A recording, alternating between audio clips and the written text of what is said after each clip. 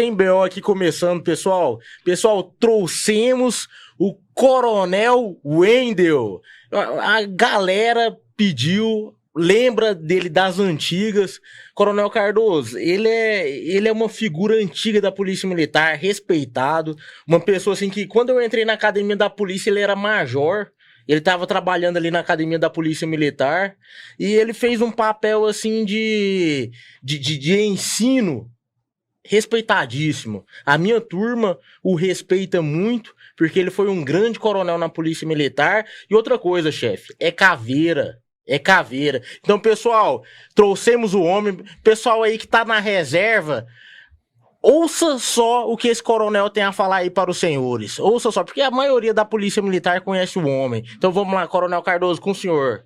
Sem BO, pessoal. Mais uma vez aqui, obrigado a todos pela audiência. Quero agradecer e pedir a você, compartilhe esse programa, comente lá, dê sua sugestão.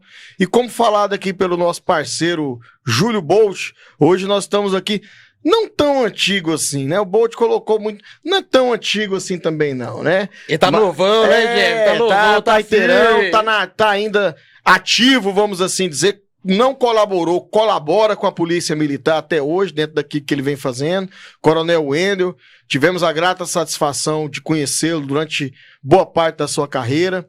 Não chegamos a trabalhar propriamente na mesma unidade, mas sempre tivemos uma grande empatia pelas ideias, pela maneira como ele conduzia, e nós convidamos, ele aceitou de bom grado a estar aqui conosco, dividir um pouco da sua experiência, opinar também um pouco sobre tudo aquilo que vem acontecendo no Brasil, no estado de Goiás, bater um papo aí com um oficial que realmente colaborou e colabora com a instituição, né, Bolt? Sem BO, sempre inovando e trazendo pessoas que fazem a diferença. Coronel Wendel, bem-vindo aqui ao nosso programa, satisfação em receber o senhor. Minha continência primeiro para você, Bolt. Obrigado aí pelo convite, Cardoso. Primeiro, é sempre bom estar do seu lado, porque você sempre foi um oficial de destaque na instituição, né? Nós já conversamos sobre isso, você tem realmente uma mente bem diferenciada, bem além do plano atual dentro da instituição, né? A gente sabe disso. E eu agradeço muito o convite de poder estar aqui junto contigo, aqui com você, Bolt, para a gente conversar sobre os temas que você jogar aqui para nós. Obrigado. Obrigado aí também pelos elogios aí, um pouco exagerado, mas tá bom, né? Não é exagerado. É humilde, hein, Jeff? É humilde. É porque nós temos que aprender, né, Bolt? Aqui nesse programa nós somos sempre muito gratos, né? As pessoas que vêm aqui sempre demonstram essa gratidão.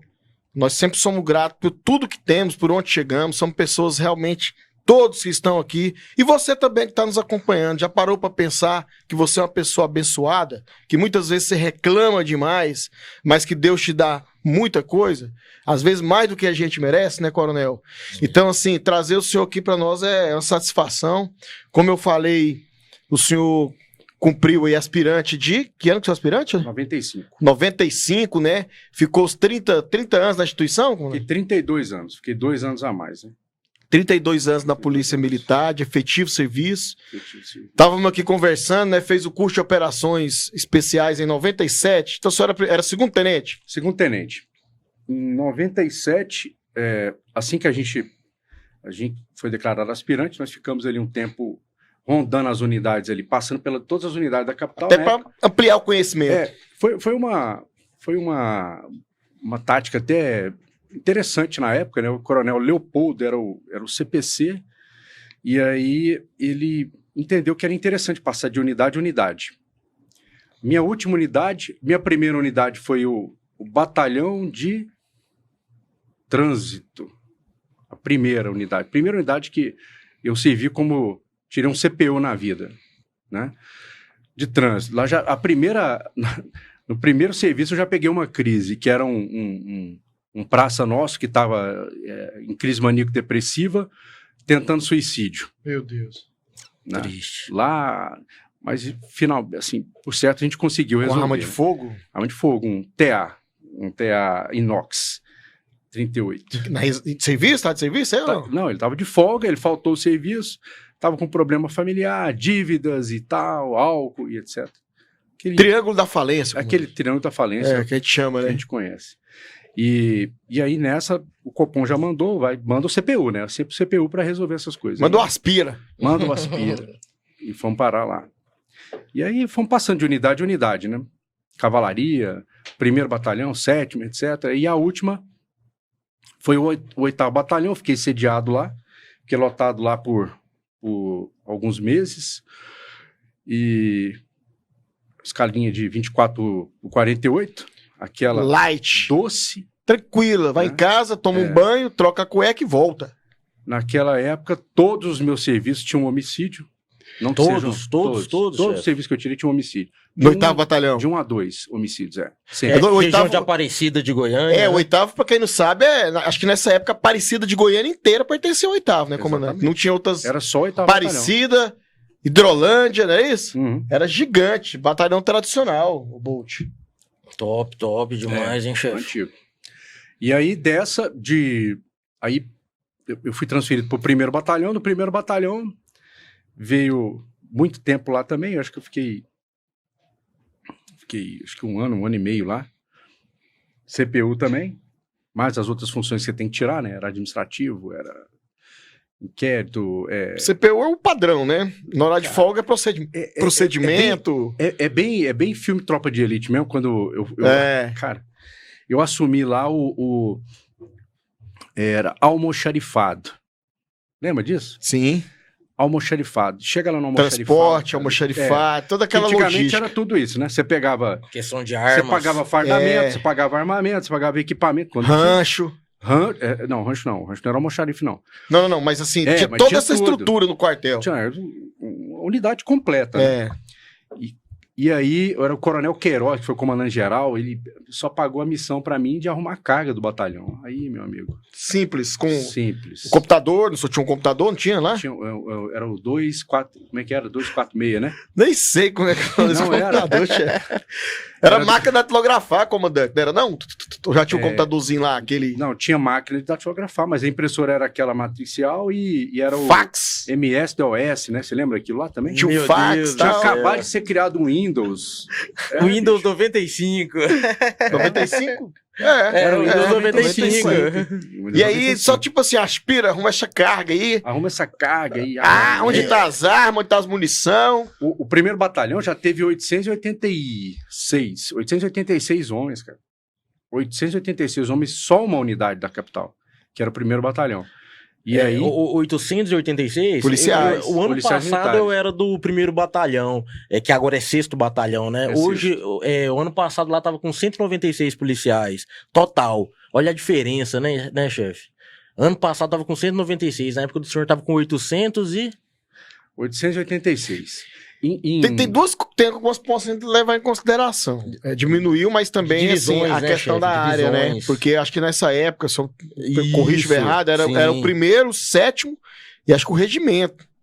Ou era o 9º, não sei, que fazia... O 9º era o batalhão de guardas, né? Eram 3 unidades de área em Goiânia, vamos assim dizer. 3 batalhões. 1º, 7º... 7º...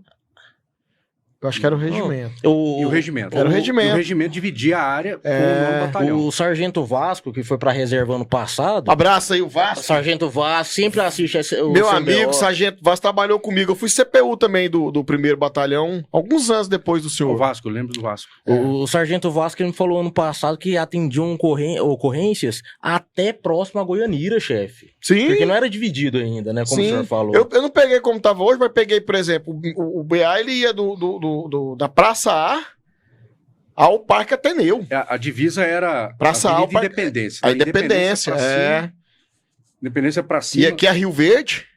Era Rio Verde aqui, era divisa. né? E a Jardim América ali com o 7º, aquela região ali. O resto era tudo. E da Independência pra baixo, coronel, era qual? Aí era o regimento. Regimento, cavalaria. E o 9º Batalhão, que depois era um batalhão de guardas, né? Porque nessa época fazia guarda patrimonial de prédios públicos, né? O 9º Batalhão. Aí depois foi incorporando a operacionalidade nele. Eu lembro que quem comandou foi o Coronel Marmo. Lembra do Coronel Marmo, né? Lembro. Coronel Marmo. Até dizem que a Rotan tem, né? O nome dele, né? Rondas Ostensivas, Táticas, Antônio Marmo, né? Aham. Mas é um pouco mais É uma diferente. lenda, né? É uma lenda, né? Sei. Coronel, mas e aí? Aí o senhor conta pra mim, teve uma ocorrência, teve um desdobramento, né? O senhor fez o curso de operações especiais, como o senhor falou, em 1997. Foi quanto tempo de duração o curso? Foi quase 5 meses, né? Puxado, hein? Puxado. E o que levou o senhor a querer ser do BOPE, chefe? A querer fazer na época nem existia o BOPE, hein? É verdade. Existia o BOPE em Goiás, não. Naquela época, também mistura um pouco. Naquela época, o Choque tinha sido convertido para Batalhão de Operações Especiais. Ele chegou a ser BOPE. No comando do Coronel Bucar. Pai do Tenente Coronel Bucar. Exato. Um abraço aí ao Coronel Bucar e ao Tenente Coronel Bucar também. E toda a família, o Coronel Alberto, do bombeiro aí, que é genro. Alberto? É o Alberto. O Alberto é genro dele. É coronel voador do Corpo de Bombeiros. Cara padrão ali. Fantástico. Alberto. Sensacional. Então, a CIOI. Vamos lá. CIOI, a COI, né? A COI, o meu pai foi militar, né? Meu pai PM? Falecido, foi. Meu pai, meu saudoso soldado Pimenta, soldado Januário Pimenta. Ele foi soldado no pelotão de canil que tinha lá, foi criado um pelotão de operações com cães, isso na década de 1970. Rosiron Wayne era o comandante do pelotão, quem era pai do Capitão Will. Ele era tenente. O Wilson Mendes Pereira, o pai do Welson, né? Sim. O Coronel Welson, era comandante de companhia ali, e o Coronel Geneval estavam todos ali. Então eles formaram a primeira turma para operações com cães. O Rosiron foi um dos que fez o curso, voltou, Rosiron Wayne, né? Voltou e montou um pelotão. Meu pai fez parte desse pelotão aqui. Top. Lá, naquela época. Ainda tinha aquela fase de repressão, tinha muitos núcleos aí de subversão ainda da época do regime militar, né? Então atuava bastante, o canil atuava bastante. E o fardamento era gorro para a tropa convencional e boina preta só para essas tropas aí. Legal saber esses detalhes, né, Coronel? Isso é história, né? Mas por que eu entrei nisso aí? Porque depois, isso aí foi um embrião da COI, da CP Choque, depois da COI, e foi... depois que criou a CIOI ali com o Coronel Juarez, não, Coronel que é o patrão do BOPE, agora esqueci aqui o nome aqui,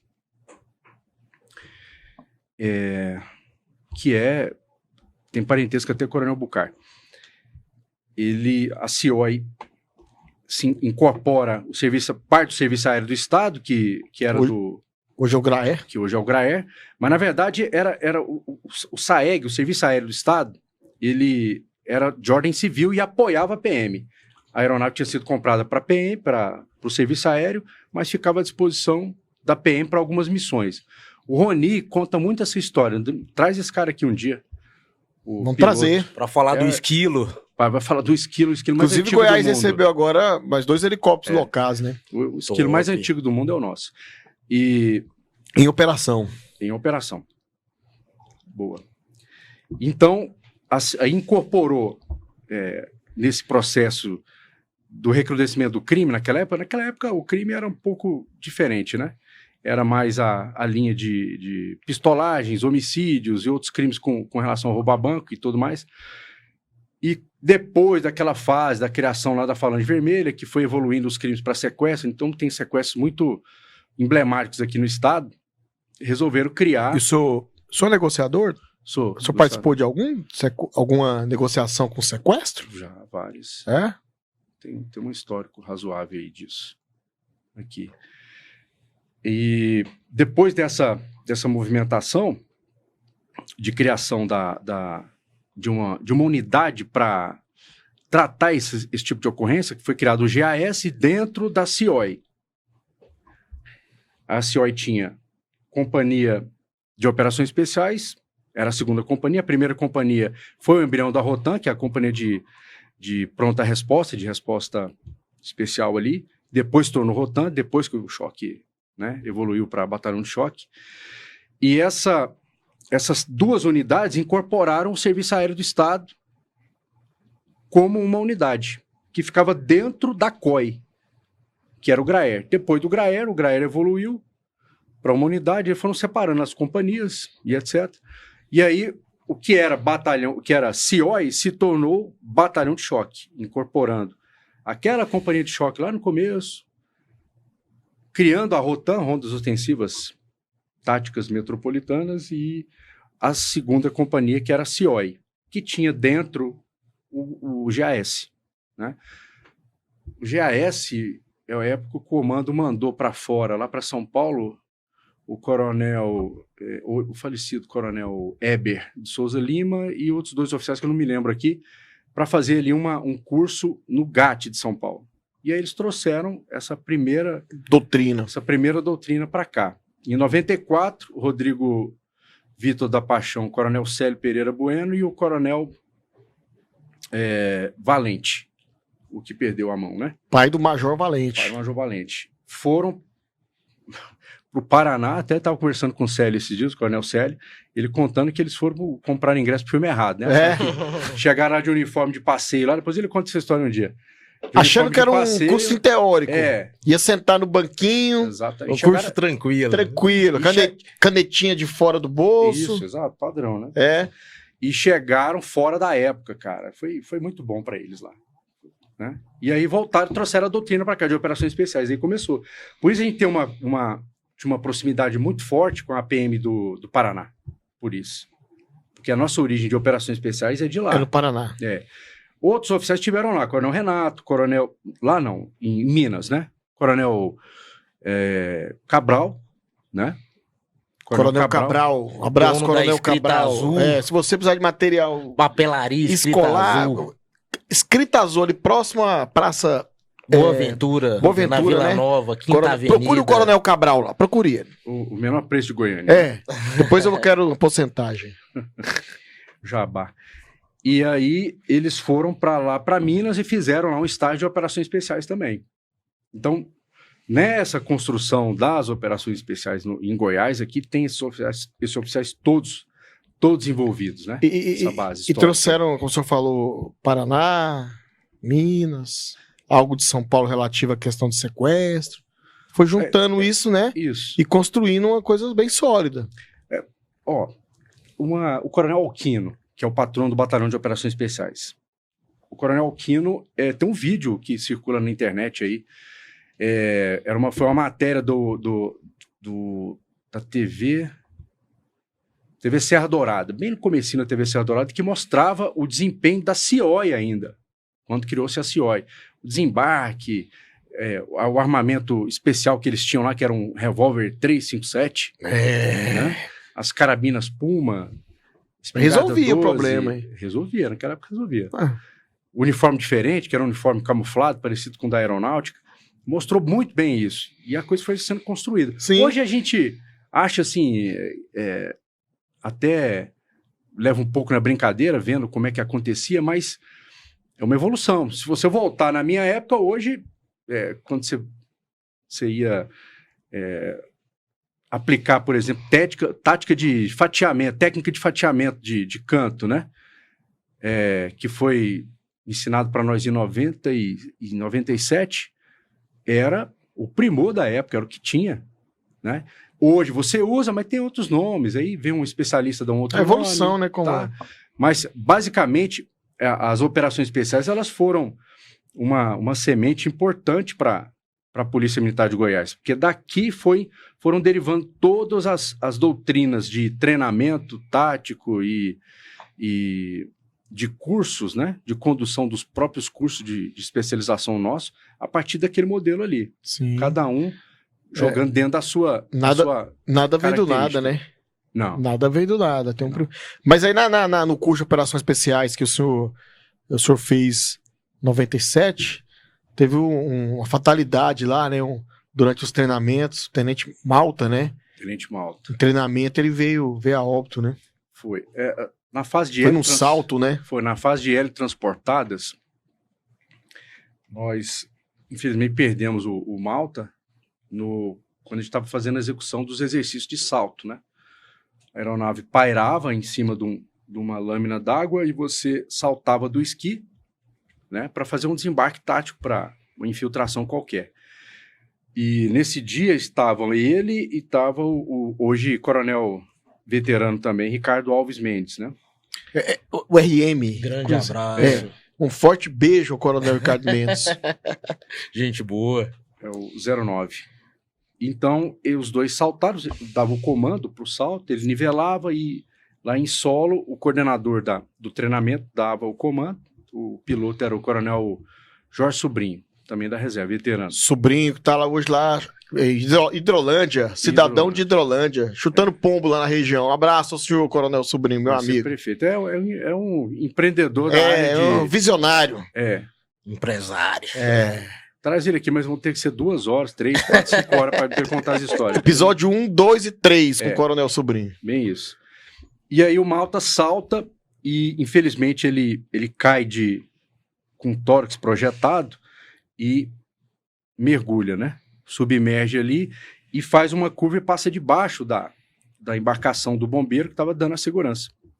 E aí, naquela do resgate, porque você salta, depois você submerge e já vem com o braço estendido para que o bombeiro faça o seu resgate. Ele te puxa ali.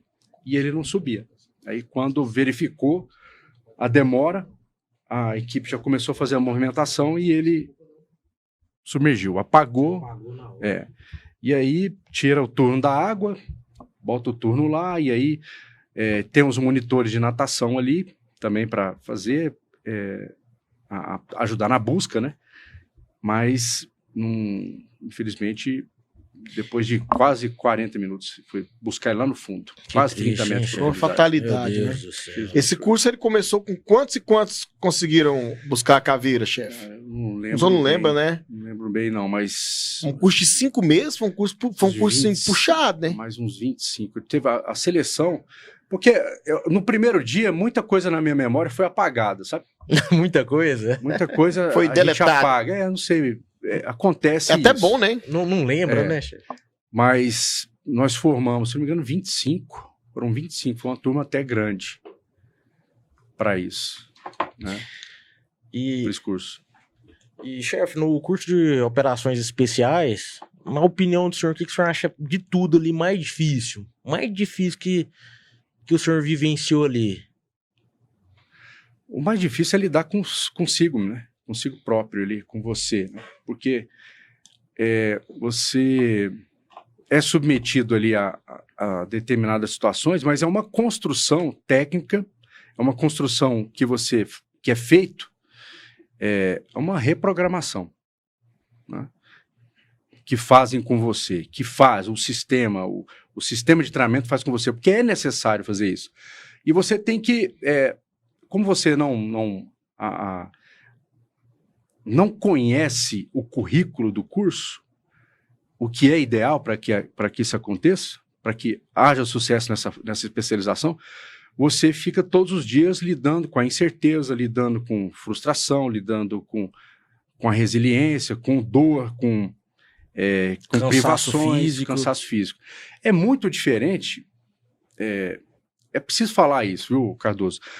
Um curso de natureza como o de operações especiais, ou outros que nós temos que são muito duros, eles não podem ser confundidos com um treinamento de coach. Eu não estou obrigando, eu não estou passando ele para superar meus limites, eu me tornar uma pessoa melhor. Evidentemente, tem uma mudança de chave ali quando você conclui o curso, porque uma série de elementos sensoriais, psicossomáticos e motores, né, são todos trabalhados em você para que você opere. Então, como é que eu vou condicionar um cara, um militar, um operador, primeiro, apagar a família, a memória dele, quando ele vai para uma operação, ele apagar que ele tem filho em casa, esposa, um recém-nascido, uma mulher grávida. Ele vai entrar num ambiente ou ele vai atrás de um ambiente, como aconteceu naquela ocorrência fatídica lá do Campos, né? Cabo Campos, no enfrentamento de um narcoterrorista. Como é que eu vou movimentar esse homem para que ele entre num ambiente hostil, incerto, totalmente letal para ele, como é que ele vai operar nessa condição? Então tem que trabalhar isso. Eu preciso movimentar isso. Isso não é de agora, não é em 3 dias, né? Muita gente compara, tem um movimento religioso aí que tem características que são típicas de cursos militares, né? Eu passei e por muitos isso militares estão lá também fazendo. Né? Então, assim, em 3 dias eu não moldo isso. Tecnicamente eu não moldo isso. Eu vou abrir uma janela para despertar isso aí, mas lá atrás, quando você faz o exame ali psicotécnico, ali você vê se ele tem predisposição para receber esses estímulos. Todos esses estímulos. A dor é um dos estímulos que ele vai sofrer para poder suportar. Só que isso não é bem interpretado.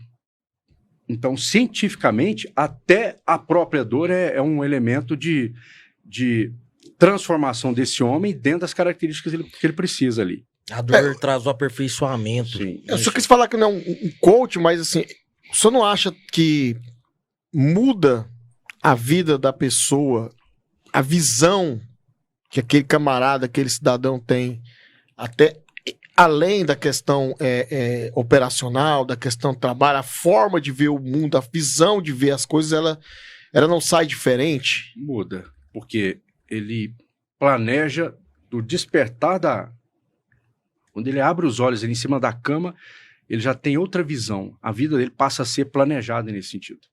O que é bom. Que é bom, né? Então, todos os níveis de alerta dele são ativados, ele sabe controlar esses níveis de alerta, ele sabe controlar as suas... isso, por um lado, é bom e, por um lado, é ruim. Porque tem algumas mazelas psíquicas que o operador ele não vai buscar, ele não busca ajuda. Ele se torna muito, assim, resistente, querendo mostrar resistência, fechado, às vezes, né? Porque ele é tão obrigado demonstrar fraqueza. Ele quer demonstrar fraqueza, talvez. Ele é obrigado a ser autônomo. Ele tem que operar, ele tem que... Ele absorve uma condição de autonomia plena ali para ele poder operar. Então, ele tem que saber fazer todas as tarefas, resolver todas as tarefas que ele foi condicionado a fazer, e ele acha que também, por exemplo, resolver um problema de ordem, uma depressão, por exemplo, ele pode fazer isso. Ele pode... Não. Sem ajuda de ninguém. Não ajuda de ninguém. Isso é generalizado, não é só dele. Você pega casos lá com os marines, com o exército americano, com forças norte-americanas na Europa e tudo. Isso é uma tendência natural desse tipo de situação, né? Mas... Coronel Wendel, o senhor falando aí, eu pensei até numa situação, Coronel Cardoso. O ser humano, ele vive muito a questão psicológica, psíquica e até espiritual. E eu vejo que quando o ser humano ele começa a malhar na academia, ele fica mais forte em questão de músculos, né? E quando ele começa a treinar o psicológico dele, treinar a questão psicológica, ele começa a desenvolver uma força até mesmo de fé, dele acreditar nas coisas, dele acreditar que ele vai superar obstáculos que antes ele não conseguiria superar. Por exemplo, às vezes um homem passa por um curso igual o senhor passou, um curso, vou colocar curso do BOP, né? Como um curso do BOP, por exemplo, e aí ele começa, a mente dele começa a ficar mais forte, e ele começa a desenvolver situações que ele pode superar na vida dele que antes ele não superaria, porque ele começa a acreditar. O acreditar, a fé, é comprovado na ciência que quando você começa a acreditar naquilo, você supera situações que antes não era capaz. Então eu vejo muito que o curso de operações especiais, ele faz com que o homem, ele comece a ter força mental, força psíquica para acreditar e superar situações que antes ele não superaria, né? Sim, de certa forma sim. Só que o que traz essa autoconfiança para que ele esteja nessa condição de acreditar nele próprio é a sua capacidade técnica, a sua capacidade de operar, né? Ele precisa estar em condições técnicas para isso. Porque é nesse ponto que a gente faz a separação do coaching. O coaching vem com aquela ideia de disrupção, né? Então, ele é disruptivo, ele te aponta problemas, te aponta que você tem que ser um indivíduo que tem que sair da inércia, você não pode, você tem que ser mais analítico dentro dos problemas da sua vida, e etc. Só que para ali. A capacidade resolutiva não é trabalhada. A resolução dos problemas, não. Eu sei que eu preciso acordar todos os dias e fazer uma atividade física. É interessante que eu faça atividade física para que eu estimule o meu corpo a render mais. Certo? Certo. Isso é teoria. E na prática, como é que é? Como é que funciona na prática? Como é que funciona você trabalhar a sua psique ali? Você é um indivíduo que está endividado, está com problemas de ordem pessoal, o emprego seu não é bom, né? Você já está meio obeso. Isso é interessante do ponto de vista de apontar o problema, né? Como resolver, né? Agora, como resolver? Como estimular?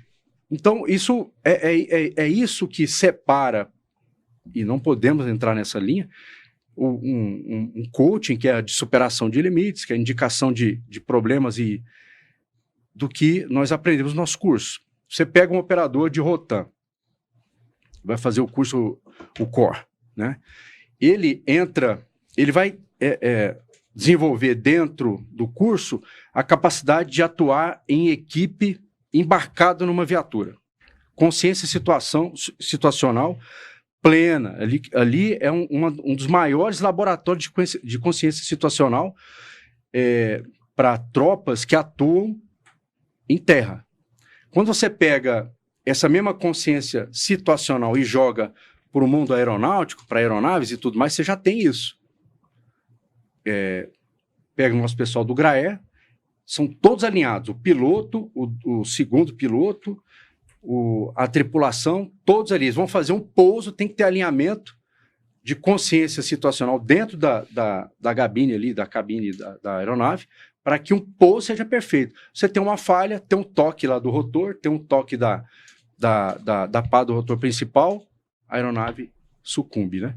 Então, essa mesma prática, todas essas práticas são trabalhadas, por exemplo, no curso de Rotan. Então, é muito além simplesmente de eu conhecer a dificuldade pura e simples. Eu conheço a dificuldade, eu vou subir uma montanha, vou passar ali 2 dias, 3 dias, e nessa eu vou passar por dificuldades e vou ser apresentado algumas situações para mim e eu vou poder ter um momento mais íntimo comigo, tranquilo. E depois, qual é a desopção disso aí real? Depois, para ele tentar, você tem que estar em cima, sempre afiando aquela lâmina ali para que ela continue cortando. Tem que estar treinando. Se é na fé, é todos os dias na sua igreja. Se é no operacional, é continuar treinando, porque é que nem faixa preta, né? Se você não treinar a faixa preta, você vai tomar pau de um cara de faixa branca ali, tranquilo. É igual aprender outra língua também, né? Se você aprende, mas não pratica, em tese, você vai ali esquecendo, enferrujando, né? Então é como o senhor falou, é aquilo que a gente costuma dizer que é manter sempre o machado afiado. Tem até uma parábola que fala sobre isso, né? Que às vezes você tem que parar para afiar o seu instrumento de trabalho ali e não só produzir, porque às vezes ele vai perdendo o corte. Bacana, isso aí é uma né, de Bolt, bacana isso aí. Demais. Isso deve ter passado nesse período também, dessas unidades do serviço, ou tem alguma ocorrência assim que marcou, agora, né? Viu, chefe? Já tá em sintonia aqui, né, Bolt? Que marcou o senhor, que o senhor carrega aquilo como sequestro, alguma ocorrência emblemática, top, assim, que chama a atenção. Quer dividir com o pessoal aqui do CMBO? Pensamos juntos. Cadu, você lembra, eu acho que você já estava na ativa já. Tinha um Rambinho. Sim. Rambinho, e o Murilo era irmão do Rambinho. Sim. Né? Hoje, esses caras têm todos os atributos para ser narcoterroristas e membros de facções criminosas aqui. Mas naquela época não tinha isso. Eu não me lembro o ano mais. Não lembro. 2000 e... Anos 2000 alguma coisa. 2000 alguma coisa. Eu acho que eu estava bem recente lá. Tinha acabado de assumir a COI lá. Eu assumi em 26 de julho de 2000. Então, o irmão morreu em confronto com a Rotan, o Rambinho. a prática deles, assalto a lotéricos, assalto a banco, na região metropolitana e interior.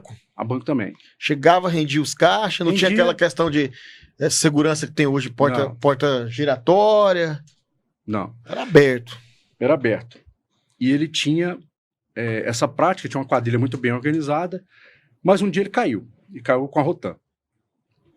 O irmão dele continuou nisso, fazendo também roubo a veículo, roubo a lotérica. Tinha muito isso, né? E roubo a posse de atendimento bancário. A característica dele é que ele tinha uma Uzi de estimação. Uma Uzi, calibre 9mm, fabricação israelense, né? Uma submetralhadora, micro. E nessa, ele não tinha rede social, não tinha nada, mas a fama dele era bem difundida.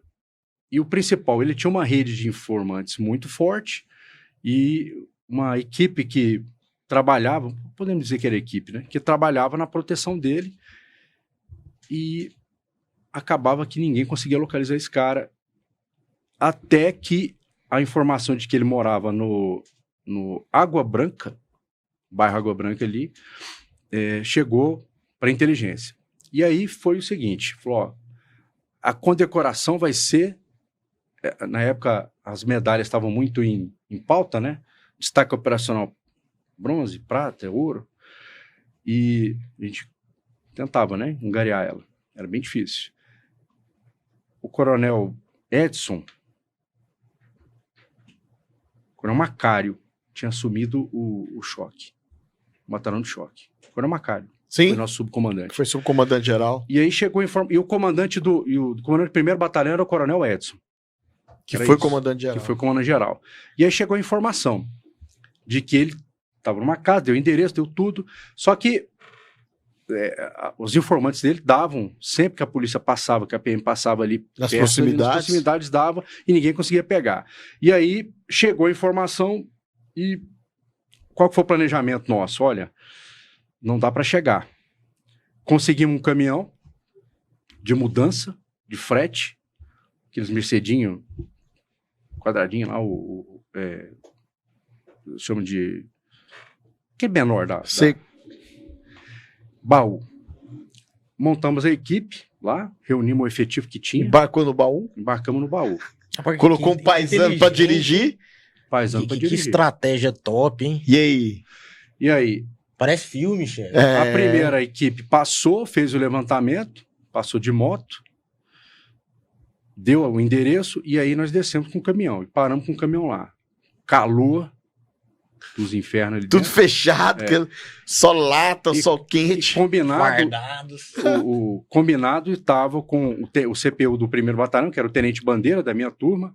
Fechamos ali o cerco, acionamos o pronto atendimento médico lá, que era o bombeiro, né? Era as unidades de resgate, deixamos tudo pronto, tudo em condições. Padrão, seguiu a doutrina. Né? E assim, era uma ciumeira danada, então, vamos fazer aqui que desse jeito vai dar certo. Depois a gente repassa o efetivo que estava lá. Porque dentro de uma mesma unidade estava o Graer, a Rotan, que era a primeira companhia, e nós, né? E assim foi. Desembarcamos, quando começamos a movimentar o portão e fomos infiltrar, a equipe movimentando. Isso era de dia? De dia, era meio-dia. Solzão rachando, todo guardado lá dentro. Equipado, full capacete, Nossa. colete e tal, e a submetralhadora que a gente tinha lá era aquela MT-12, 9mm da Taurus. E quando o primeiro, o Valber, eu acho que o Valber é subtenente, hoje, está no COD, era soldado, ele era o ponta da equipe, ele foi fazendo a progressão, meteu um espelho e ganhou o Murilo sentado, com dois tamboretes assim, tomando uma cerveja, meio-dia, vida boa. Tomando a cerveja com um revólver aqui na cintura, uma pistola de cá e a Uzi de cá. Vixe, altamente armado. Aqui assim, ó. E aí, quando ele vira e fala que vê, o cara já tava pulando o muro. Deixou pra trás, só foi com 38 e foi embora. Cara, aí ganhou a equipe. Aí vamos pular, pula muro, pula pra lá e vamos fazendo cerco. Conseguimos chegar num barraco onde ele entrou nesse barraco tinha uma senhora com 4 crianças. Vixe. Uma de 3, uma de 5, uma de 7 e uma de 9 anos. E a senhora, e a menina, né? Uma moça, tomando conta dos meninos, né? Lá. E aí, já arrastou a menina para dentro da casa, com o revólver na cabeça da menina. Fez de refém. Já fez de refém. Deixou o pai das crianças lá, era tipo um alpendre, numa varandinha com cerca, com cerca mesmo de metal ali. E aí fizemos ali a contenção. Já acionamos o apoio do BA, que já fez o cerco e não conseguimos... Dali não fugia mais. Aquela negociação breve, puxa ele para lá, puxa para cá e tal. 2 militares nossos conseguiram entrar na varanda e foi tirando um por um de dentro, as crianças, um por um de dentro do barraco. E nós ali tentamos levar uma negociação com ele ali. Empurrou a geladeira para a porta, pegou um cobertor e jogou por cima dele, com a menina na frente. Você só viu o cano do revólver aqui, assim, ó. Nossa. Aqui. E vai para lá, vai para cá e tal. Ele faz um disparo. No segundo disparo, no primeiro disparo, a gente estava decidido a entrar. Ele disparou de novo em direção ao Valber, que estava lá na saída, que era o ponto de novo. E aí a gente empurra a porta e entra. Aí tem um desfecho. E o senhor que tentou negociar com ele? Foi. Nessa época eu não era negociador, não. O que a gente tinha de técnica de negociação foi o que a gente aprendeu no COESP, né? Mas foi assim, né? Chegou, deparou com uma situação de crise, né? Que crise a gente é imprevisível, tanto a hora que vai acontecer quanto o desfecho, né? A gente sabe disso, é uma noção. E aí conseguiu... ele foi neutralizado e conseguiu que a refém saísse com segurança? Só com segurança ela saiu sem ferimentos, né? Graças a Deus. Muito traumatizada. As crianças tinham sido retiradas já? Todas. Aí entra o R lá, faz o resgate, mas foi a óbito. Isso aí. Mas pareceu o filme estranho, hein, chefe? Que isso? Pra você ver, mesmo com planejamento, às vezes o desdobramento, é aquilo que a gente fala, né? Quando é uma ocorrência policial, ela nunca é igual a outra. Não. A gente treina, tem a teoria na academia, passa por aulas práticas, mas o desdobramento ele vai muito de acordo com o agressor, né?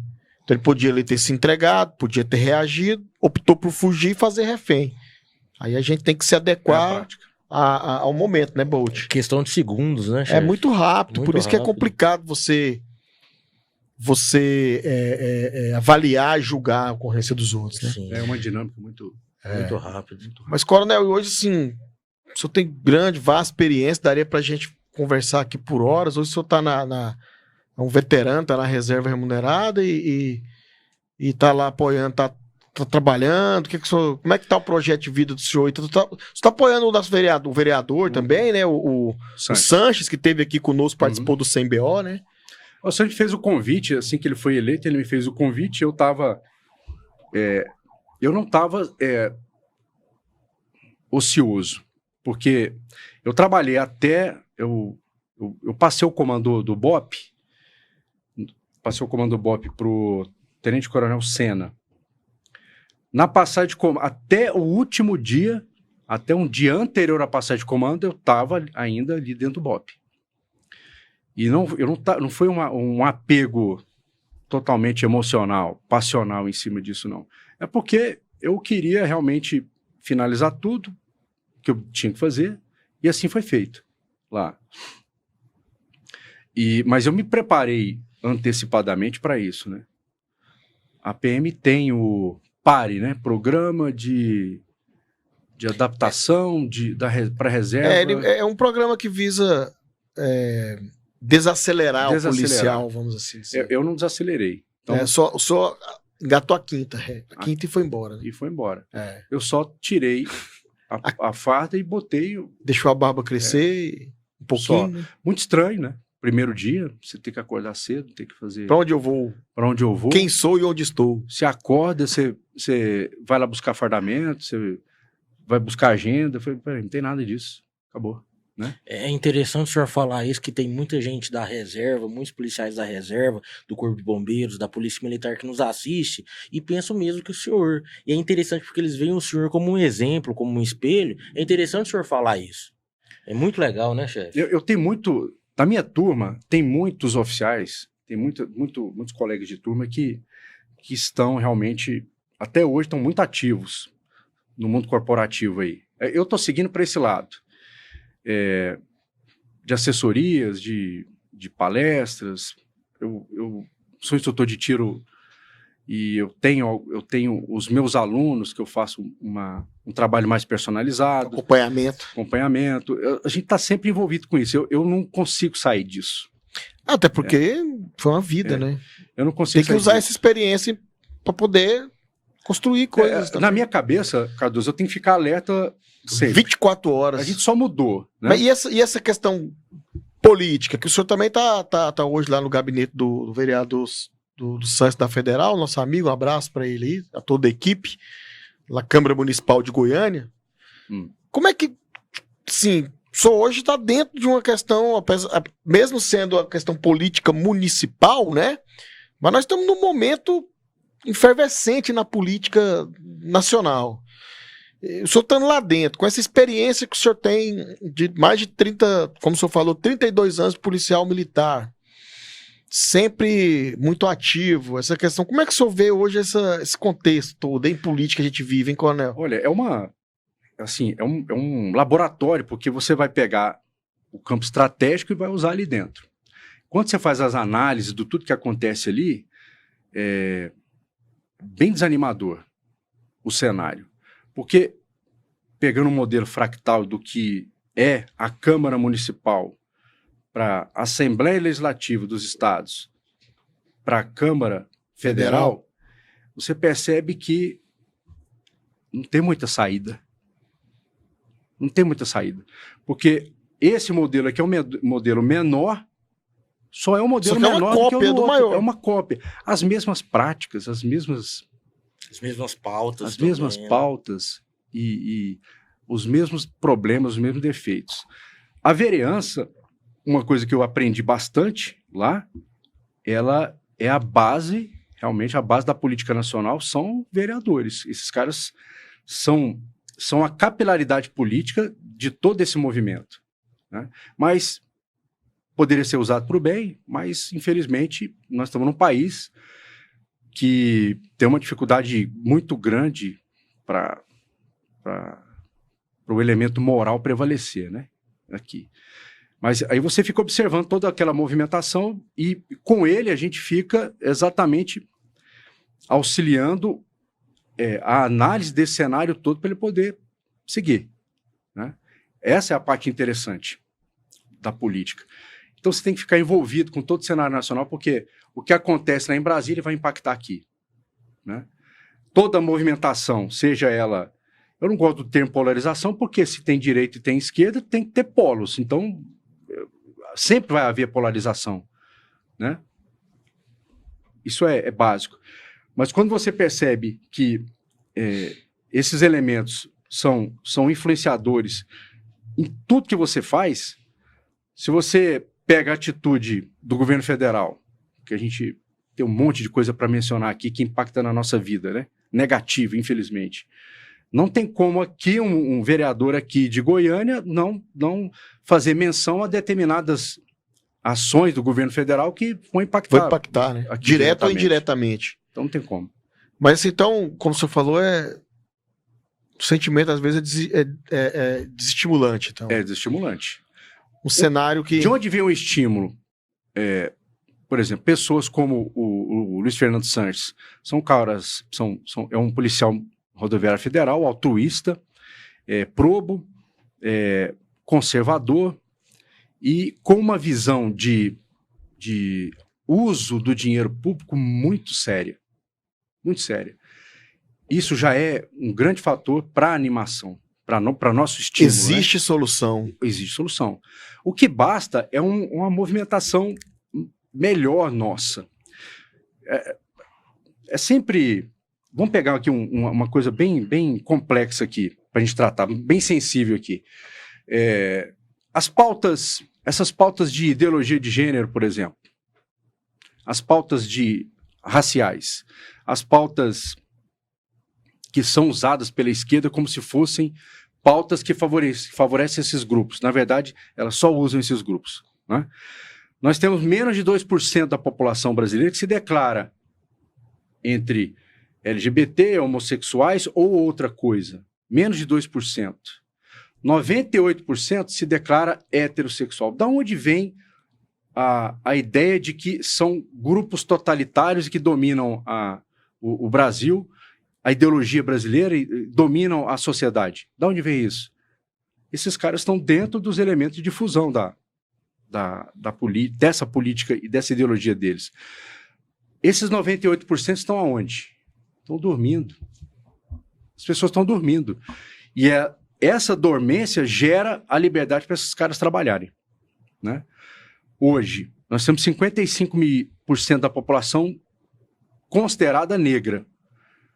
Você se considera negro ou pardo? Pardo. Pardo. Eu pardo, você pardo com certeza. Sim. Né? Desses 55%, 40% são pardos e o restante se declara negro. Mas a esquerda usa isso e usa a nossa ignorância em cima desses dados para movimentar também uma pauta racial, dizendo que todas essas pessoas são negras. Por que você se declara pardo e não negro? Por quê? Acho que é uma mistura, né? O Brasil é uma mistura, né? Minha avó era italiana e meu avô era negro. Então, juntou branco com negro, pardo, uma mistura, né? O ministro Flávio Dino se declarou negro. Diz que, na verdade, dizem, né? Esses que defendem que você é aquilo que você pensa que é, então, ele pensa que é negro, ele é negro. Bom, então, mas disso... Agora, é um absurdo, né? Assim, ou é ou não é. Não tem como você dizer que, não, eu acho que eu sou, eu penso que eu sou. Mas muitas vezes, coronel, essas pautas são utilizadas para benefícios próprios, para questões... eu tava, por exemplo, meu filho foi fazer a prova agora na Federal, falou, pai, se eu tivesse no sistema de cota, eu tinha passado, mas você não é negro, né? Mas assim, aí eu parei para pensar quantas pessoas que talvez são brancas, mas que vêm de família humilde, não têm condição de pagar uma federal e ficaram fora porque nasceram brancos. Isso será que é justiça social que nós estamos fazendo ou nós estamos punindo pessoas que não têm culpa de... tá reparando a questão da escravidão. Eu não escravizei ninguém. Você escravizou alguém? Você escravizou? Não. Você tem alguma dívida nisso? Eu não tenho dívida. Eu não tenho. Acho que é mais ou menos isso que você está querendo dizer. É exatamente isso. Né? Como é que você vai atribuir isso, uma cota, por exemplo, racial, no estado de Santa Catarina? Não tem pobre em Santa Catarina? Rio Grande do Sul não tem pobre? Não tem favela? Você vai lá, chega lá, tá um alemãozinho lá, olho azul, cabelo branco, de tão claro, tá lá na favela, na casinha lá de... Não é favela, né? Uma casa de tábua, humilde, né? Pobre, na né? região lá. De tábua, passando a frio. família viver com salário mínimo. E aí? Essa pessoa vai ser separada pela cor? Mas a gente sabe, fica batendo, é muito malhar ferro frio, né, nisso aí. Isso é a doutrina de Antônio Gramsci aí, forte aqui, sendo bem conduzida. Eu acho que o cachaceiro que está sentado naquela cadeira lá em Brasília, ele sequer sabe disso, mas ele sabe que funciona. Ele não sabe falar Antônio Gramsci. Acho que ele não consegue. Não sabia falar mas triplex. Ele é doutor. Populista. Ele não sabia falar recebeu triplex. O título agora de doutor em Moçambique. Saiu uma piada, não sei se você lembra dessa piada aí, diz que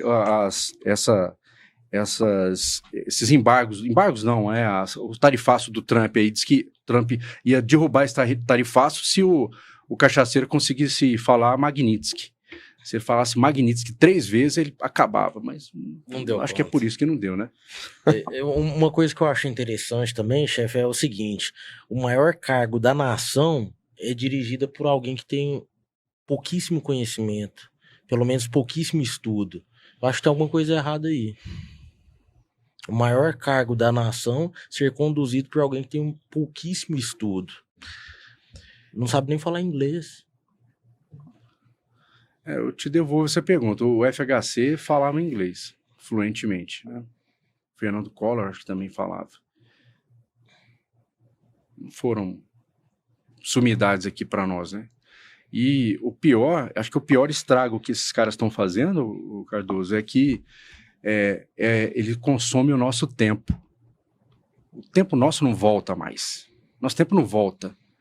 O tempo que eu perdi sentado no banco de escola aprendendo nada, depois indo para a faculdade, reforçando aquilo que eu não fiz lá atrás, isso não volta mais. Aí você vai ter aqui um monte, aqui, esses dias atrás teve um evento cultural aqui em Goiânia. Qual que é o evento cultural? Pancadão, era o... como é que chama? Som automotivo, lá no Mutirama, na avenida lá.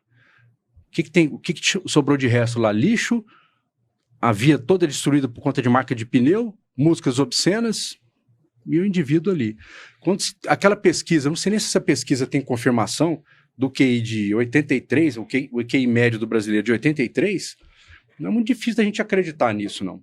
As pessoas, você vai para estados mais periféricos aqui, no caso do Nordeste, por exemplo, você pega lá uma condição, entre aspas, africana pela condição de pobreza, né? De pobreza. Aqui, ó, do nosso lado aqui. Eu não preciso...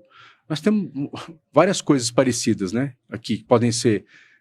que são internacionalizadas, mas que temos aqui. Nós temos a nossa própria Gaza, que é o Rio de Janeiro, e nós temos a nossa própria África, que é aquele lado de lá. Então não precisa. Mas tudo isso é método, a gente sabe que é método e é para ser assim. É para ser assim. Como é que o Brasil, no padrão que está hoje, em termos econômicos, com 50% da população debaixo do Bolsa Família? Questão de bolsas, 50%, né? Saiu a pesquisa. 50% debaixo do Bolsa Família e agora com o desconto não, a isenção do imposto de renda com quase 80% da população que recebe até R$5.000. Então onde vai vir essa... como é que vai se manter isso? Quem vai pagar essa conta, Quem né? vai pagar? A gente sabe quem vai pagar. Mas isso vai chegar até um ponto. Depois desse ponto, não dizem que o socialismo e o comunismo duram até enquanto há dinheiro no caixa? Depois que acaba, e o amor acaba também. Estoura a bolha, né? Mas é uma percepção realmente que a gente tem. Mas o que o senhor acha que deveria ser feito para a gente dar recuperada nessa questão? Eu acho que a primeira coisa é trabalhar a base, a educação. Essa questão ela é uma questão ideológica que vem sendo construída há muito tempo, de uma forma muito, às vezes, imperceptível. Então, aquilo que eu falei no começo, nada vem do nada, né? Não. Eu acho que são gerações futuras que nós temos que trabalhar nesse sentido aí, da pessoa saber que ela é responsável pelo sucesso ou pelo fracasso dela. Sim. Felizmente, no Brasil, a gente tem muito essa cultura, né, de culpar os outros, culpar o governo, ou culpar, já viu aquilo? Tipo assim, você tem dois funcionários lá, às vezes, na empresa. Você fala assim, por que não? Porque eu passei pro fulano e ela não fez. Nunca foi a pessoa. Ou então você, dois irmãos, alguma coisa, você fala, não, foi meu irmão, nunca foi ele. Não. O cara nunca assume a responsabilidade. Sempre ou então, não, foi o governo. O senhor falou. Eu não tenho sorte. Não, é porque eu não dou conta. Não é porque nunca assume essa responsabilidade, agora, sabe? Viu? Eu acho que a gente criou uma geração muito fraca, mimimi, dependente, muito mimimi, cheia de direito, mas não quer ter dever. Quer ter direito, às vezes, a um celular, mas não quer ter o dever de arrumar a cama quando levanta. Não. Quer ter direito, às vezes, a uma rua asfaltada, mas não quer arrumar a calçada da porta da casa dele. Acho que é por aí, você concorda? A gente criou uma situação assim que é meio cultural. Sabe, Bolt? E o senhor falou uma coisa interessante. O senhor falou que quem vai pagar a conta? Normalmente quem tem que pagar a conta do norte, do nordeste é o centro-sul, que tem pago. Isso. E o senhor falou outra coisa interessante sobre a educação. O que Israel fez para ser, no Oriente Médio, um país de destaque? Israel e a maioria dos países de economia petrolífera, igual Kuwait, país ali do Oriente Médio, eles têm investido em startups. O que Israel fez? Ela pegou a maioria dos seus cientistas, foi produzir uma grande empresa, Waze, e aí Israel ganha dinheiro em exportar essa tecnologia para o mundo e ganhar essa porcentagem em troca. Ou seja, a gente utiliza o Waze aqui, né? Que é aquela, né, questão de localização, né? Utilizamos o Waze e pagamos para Israel por utilizar ele. O Brasil, no momento que o Brasil começar a investir em empresas que sejam de cunho nacional para inteligência e receber esses royalties, ou seja, essa porcentagem, nós vamos conseguir dar a volta por cima. Mas o senhor vê, o Lula, ele ainda, o presidente ainda está com uma ideia arcaica de economia. A ideia de economia dele é totalmente ultrapassada. Ele quer gastar para rever o dinheiro de volta e não é dessa forma que funciona. No momento com que a gente investir em fazer grandes empresas e essas empresas vender ou exportar tecnologia para fora ou inteligência para fora, aí sim nós vamos começar a reter essa porcentagem desse dinheiro de volta, né? Isso é interessante o que você está falando, mas o método é o contrário. O método é desorganizar totalmente. Em todos os níveis. Todos os níveis. Maduro, tem como não falar, né? Porque eles são muito parceiros em muitas coisas, né? Tem uma obra interessante aí, que é o Espectro Chaves, um livro que foi indicação do Franco para mim. Espectro Chaves? O Espectro Chaves. É um livro? É um livro. Quando um jornalista que fez toda a análise dessa movimentação do Foro de São Paulo até os dias atuais, vai desaguar aqui, ó, nas tropas norte-americanas ali no Mar do Caribe. Perfeito. Você vai entender exatamente o que está acontecendo. Entendi tudo que o senhor falou agora. Entendeu? Vai entender exatamente o que está acontecendo. É exatamente isso mesmo. Todo esse modelo, que é uma... Se você pegar cronologicamente o que aconteceu na Venezuela e colocar conosco aqui, né, uma alta corte que interfere nos poderes, indicada totalmente pelo presidente, amarrada doutrinariamente e amarrada também com condições de pessoalidade.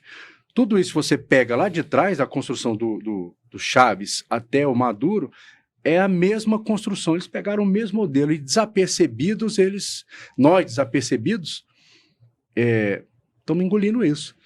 Eu não sei se é tão desapercebido, sabe, comandante? Assim, claro que muitas coisas são colocadas às vezes de forma subliminar, lentamente, mas hoje já dá para a gente ver como é que as coisas estão caminhando. E assim, a gente tem um exemplo aqui do lado muito bacana que o senhor falou da Venezuela, mas tá todo mundo, como o senhor falou, dormindo, né? Meio que assim, berço esplêndido, tudo sossegado, tudo tranquilo.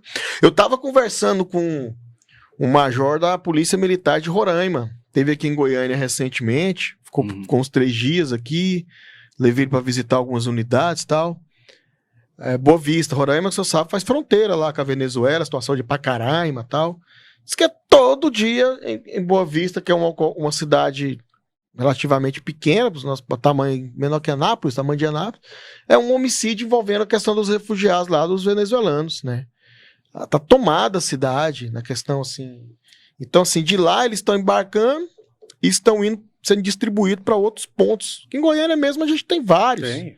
Então, assim, é o povo fugindo, né? Então, assim, cara, tá na nossa cara aí. Eu acho que o que tá faltando é a gente realmente buscar um pouco mais de entendimento.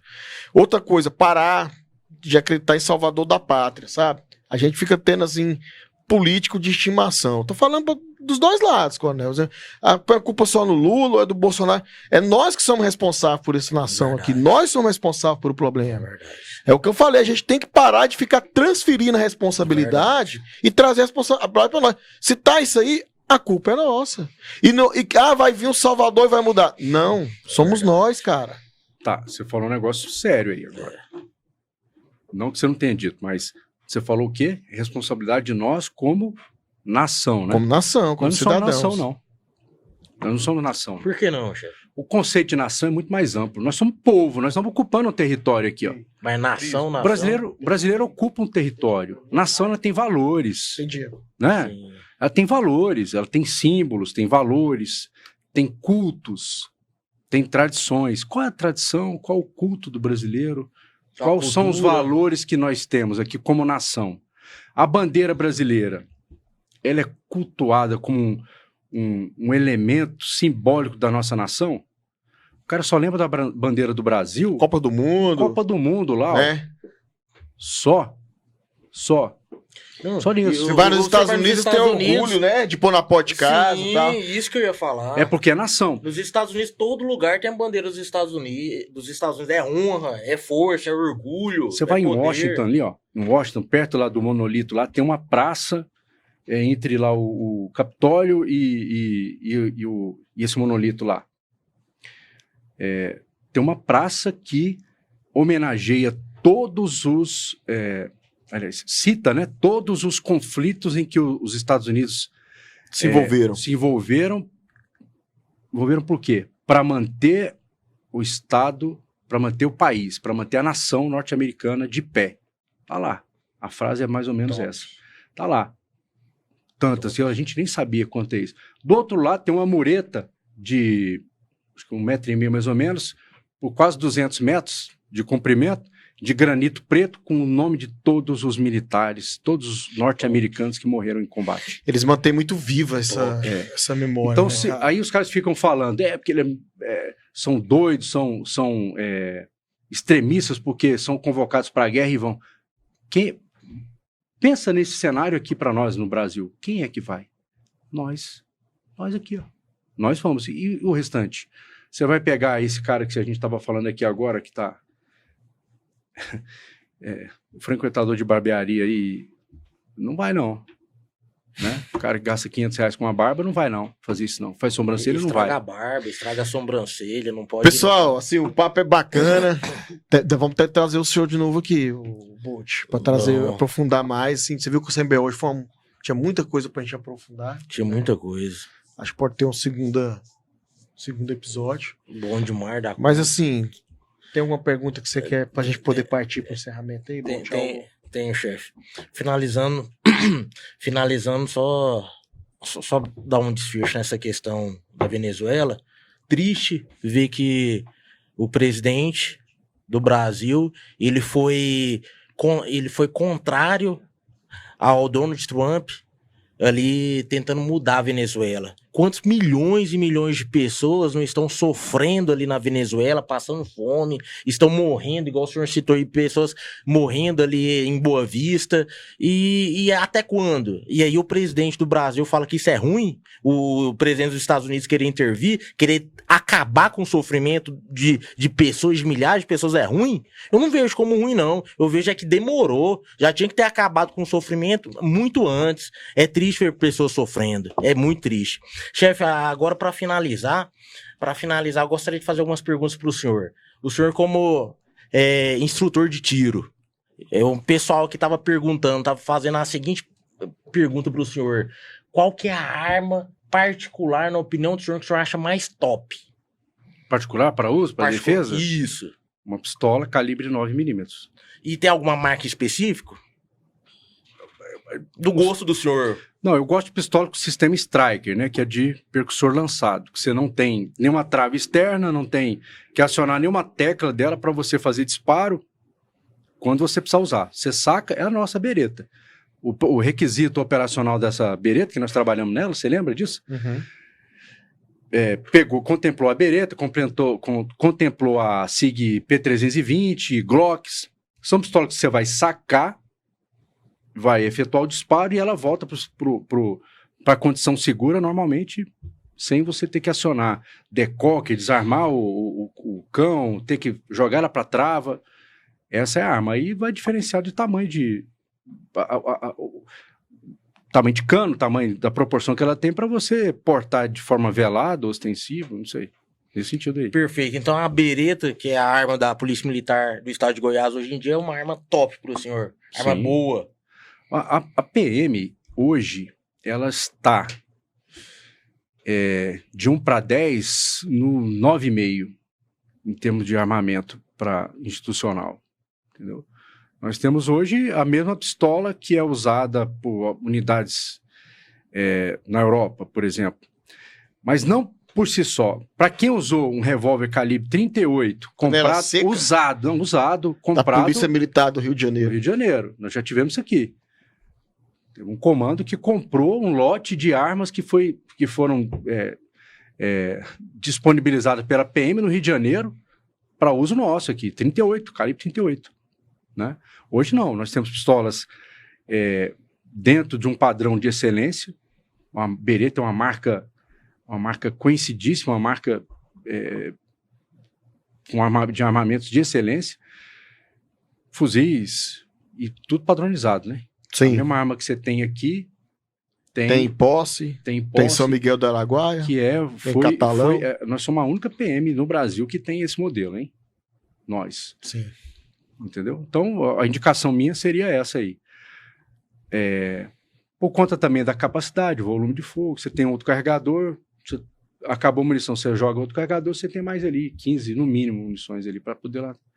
E mais uma, se você tiver condição ainda de usar, isso para nós que somos policiais, né?